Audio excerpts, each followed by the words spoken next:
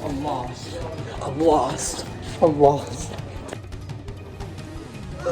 My god, this place is like the Backrooms! I hate this store! Hello everybody, today I'm going to be talking about Backrooms 2026. I just got done watching this today. I almost didn't even go. When I went to the theater, all the seats were taken up, allegedly. Like, I could not get a ticket on the computer. And so, I texted my friends like, yo, there ain't no seats. I cannot go to this movie. But what I ended up doing is I just bought a ticket for passenger. I'm not gonna see that. I bought a ticket for passenger, and then I just walked into Theater 7, where Backrooms was playing. This movie was very weird. And what I mean by that is, I want to talk about pacing, and just maybe how to fix it. We can't fix this movie because it's already done. This movie got a 7.2 out of 10. I don't know if this is audience rating or critic rating. I don't really regard critic rating at all. Like, critic rating literally does not exist to me. Critic rating is just full of shit. Before we talk about Backrooms, I want to actually go on to this tangent for a second. I do not have influence as of now on YouTube, but I'll just use me as an example anyways. And this should be common sense, but I'm gonna go over it. If you watch a film critic, do not base your opinions off of theirs or mine, ever. I know this is common knowledge, but I feel like there's a lot of bots and NPCs and slobs that don't know how to think for themselves, and they go off of critic ratings before seeing a movie. The Michael Jackson movie got a high audience rating, but a really low, relatively low critic rating. Do not look at the critic rating and say, I'm not gonna go to this Michael Jackson movie, it must be bad. Don't listen to that critic from Ratatouille with skinny legs, glasses, looks like the Grim Reaper. Don't listen to a guy like that. This guy eats slave food anyway, but we're not gonna talk about that. Having said that, let's talk about the Backrooms as an audience, not as a critic, because the one thing I do not like about this community, the big reason why I don't even associate myself with the film community, really, because it's really imposter syndrome, but I just don't want to associate myself with weirdos, with fake professionals who think they're critics when everything is subjective, because this is an art form. This is not math, this is not scientific, this is an art form.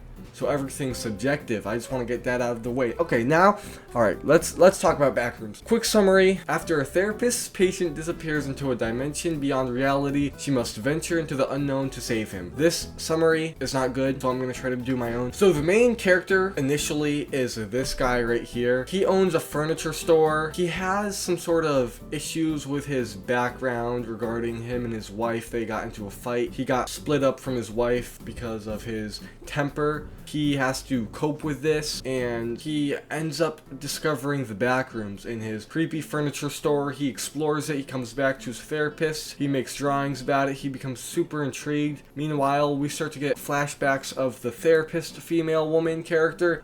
I will just regard her as the secondary protagonist. Don't know why I'm not remembering the name. I literally saw this movie today. The way that this movie follows through is just so bizarre. There's really no actual story or plot to this, and I know this might drive you guys crazy. I showed my mom this trailer today after I watched it, and her first reaction, her first sentence in response to watching the trailer is the exact reason why people in general do not like this film. Why are they going there? Why are they in the Backrooms? What's their reason? And I thought about it. Maybe the main character, I wish, for God's sake, let me actually just not be a lazy bum and just find out Clark and Mary. The main reason why I think Clark goes into the Backrooms or wants to keep discovering is just to cope and to find purpose, because he's kind of in a, how do I say, moratorium? He's in diffusion? I don't know. He's in one of those states where he's just having a crisis, so he's trying to find purpose. Mary, we don't know what her story is. We see flashes of her backstory in childhood, and it seems very tragic, but again, we don't get enough. They're showing us this 11 from Stranger Things type of backstory where it's tragic, something is going on with her mom, she was separated from her mom probably, I don't know, I don't like it, very ambiguous, what the fuck is going on? Pacing, I didn't like the pacing. Where was this movie going? This was not following the hero's journey, it was not following a, how do I say, traditional story structure. Let me actually show you guys. Thank God for Studio Binder. I don't adore this example, but I'll just use it. So Act 1, Act 2, and Act 3. That's the typical story structure for every film. Then there's the inciting incident, plot point 1, pinch.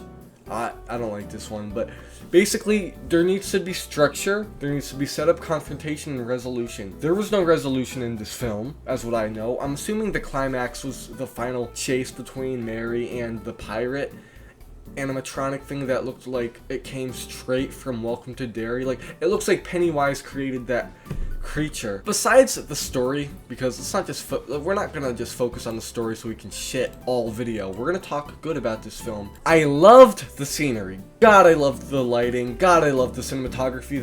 The cinematography was so good. There was alignment, cinematography off the walls. They had leading lines, patterns, so good. Everything about the cinematography and the aesthetic. This film felt like a nightmare. It felt like a melatonin nightmare. It really did. In bad dreams, whenever you get chased, you can't run. This is exactly what happened in this film. The characters could not run. They kept tripping. The couch scene, oh my god, so accurate from a dream. Like, they must have taken that from a dream and just pasted it onto script, because that is exactly what you would encounter in a bad dream when being chased by any assailant.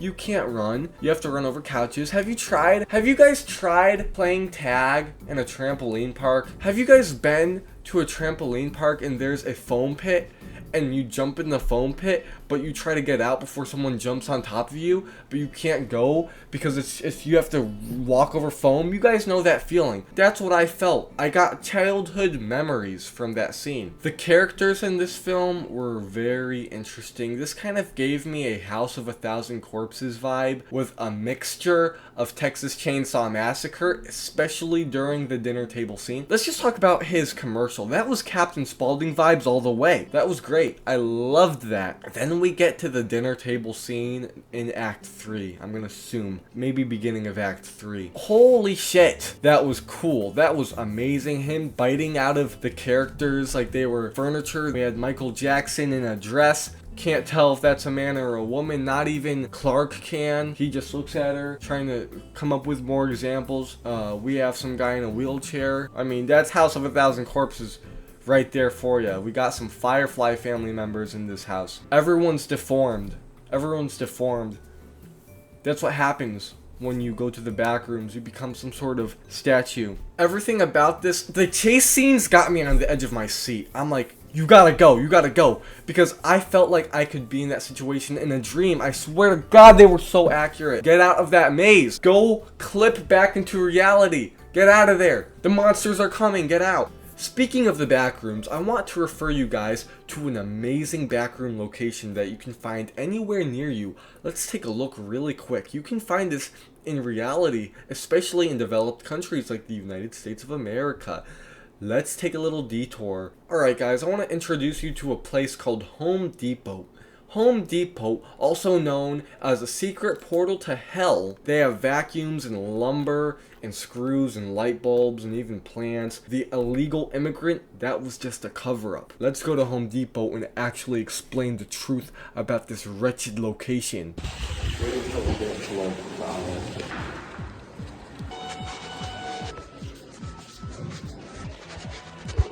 Hello everybody, we are in Home Depot. I need to find the light bulbs. Are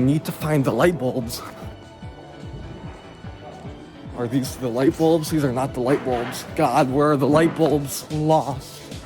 I'm lost. I'm lost.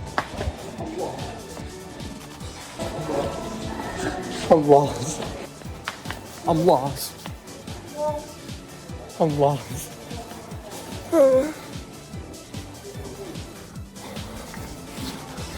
My God, this place is like the backroom! I hate this store!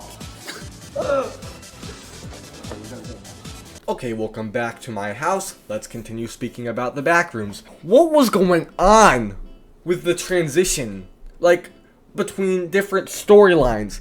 What the fuck was I watching? The pacing was bad. The reason behind this film, like the motivation and just the inciting incident, that pushes the characters forward. There was like none of that. What's the inciting incident to this film? He finds the Backrooms. But like, you gotta give us more to these characters. I know you tried to give us background about Clark and Mary because they have some background. I understand that, and I like that a little bit. Why the fuck are these guys in the Backrooms for so long? Why do we see these segments and these sequences of them walking around the Backrooms? I kind of liked it. See, I'm not a movie critic. I'm just a person. I'm a person, and I can actually come out and say I kind of enjoyed it. But for the sake of the story, what the fuck was going on?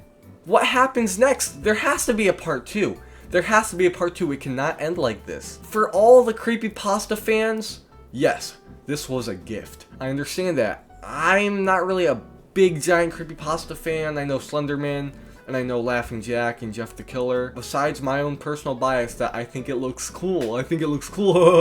There's a ball pit. It looks like Chuck E. Cheese. It's so cool. Oh my gosh. It's like I'm playing the game in real life. Oh my gosh. Christmas trees and all that. I'm autistic. I'm being overstimulated. Besides that, what's this story really about? What is this story about? I guess that's my biggest takeaway. Like, why did I watch this, really? Like, what the fuck did I watch? And was it worth all of this cortisol of me figuring out, yo, how am I gonna get to this movie? All the seats are taken up. Somebody in front of us was vaping. They were breathing that strawberry air. These people are severely depressed because real oxygen is just not enough for them. So they need flavored oxygen. Just like little kids need flavored toothpaste because they can't actually handle real reality. That's why these fucking people are going to die from lung cancer. So sorry for sounding like a piece of shit to you people. I'm trying to just put this in your thick skull! Any other takeaways? I did not give a shit about Mark Duplass's character at all. I see edits about him because he was in Creep and he was the Peach Fuzz guy. He was nothing in this movie. He was nothing. He was, how do I say, marketing in a way. But everything else, great. Yeah, I try to sandwich it. I try to say something nice in the beginning, then I shit a storm in the middle, then I say something nice in the end. That's teacher work right there. Teacher 101. Teacher 101. Book your flight to Tel Aviv today. To end this video off, again, I don't know if I was cohesive. I want to tell you guys a personal story, but before we do this, let's grab the meds. Alright guys, I centered myself a little bit. This is melatonin. I used to have this is not an ad, this is not sponsored, this is nothing. Just a story. I used to have really hard times falling asleep, and I still do. Actually, my whole life I've had a hard time falling asleep. What am I talking? Anyways, I was put on melatonin, not by a doctor, but just, you know, it's over the counter. And the reason why I talk about melatonin is because this was like a dream sequence, this whole movie, right? And this reminded me of a dream on melatonin. Melatonin dreams are really bad. Like, they're really bad. In honor of that melatonin dream and the Backrooms, we are going to take 2 melatonins. We're going to have a really crazy night sleeping. Anything for the video, bozos. I am going to get fucked.